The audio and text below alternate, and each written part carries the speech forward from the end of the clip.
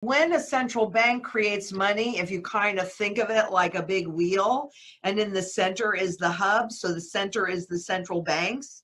Well, at the moment that they create that money, it has the most value that it ever will. And then it goes into that next layer, which are the banks.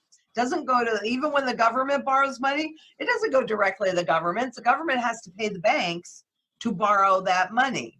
Right. So once it goes into the banking system, then the banks, what do banks do? They loan it out for stocks, for bonds, but they can also use whatever deposits there are and also this money for free to gamble, because interest rates being this low for this long, and actually this happened, even before 2008, it's what created the crisis, but banks loan it out.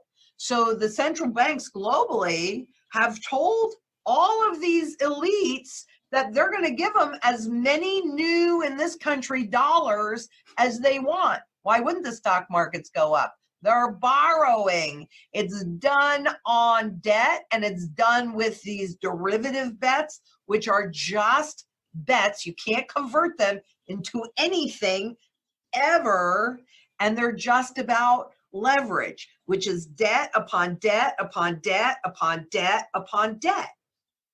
So, the markets love QE. It's crazy. It's insane when you really think about it. When you know what's going on, it's absolutely insane. It really is. But look at what happened in Venezuela, right?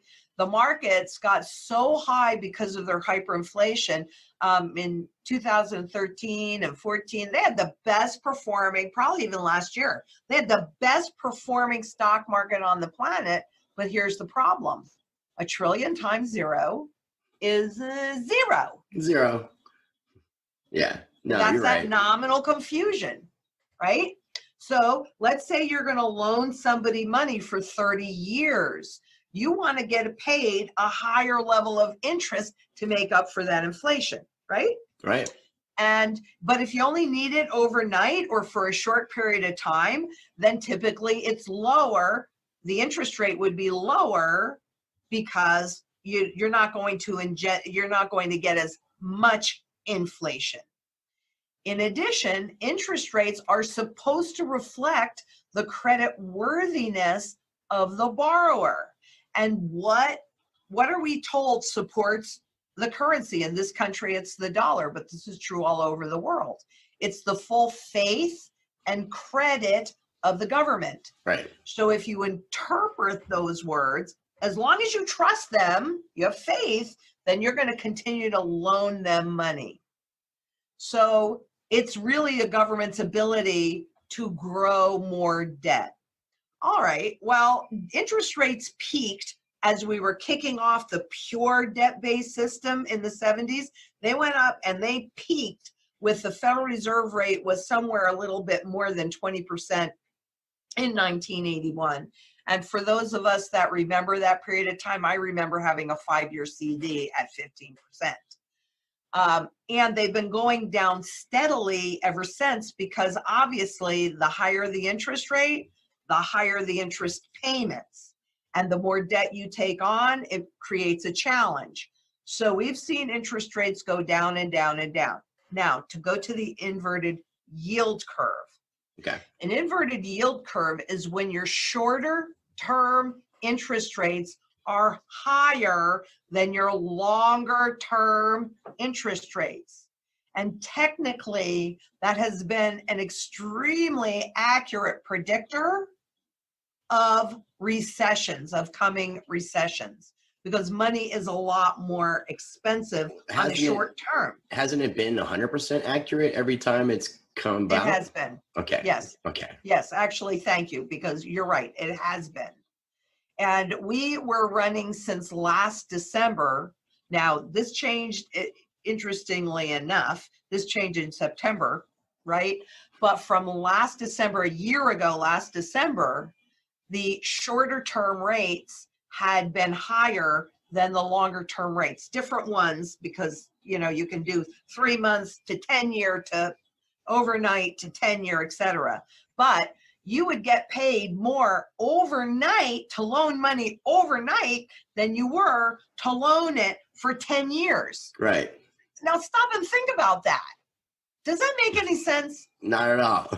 First of all, they don't understand how money is created and supported in the system.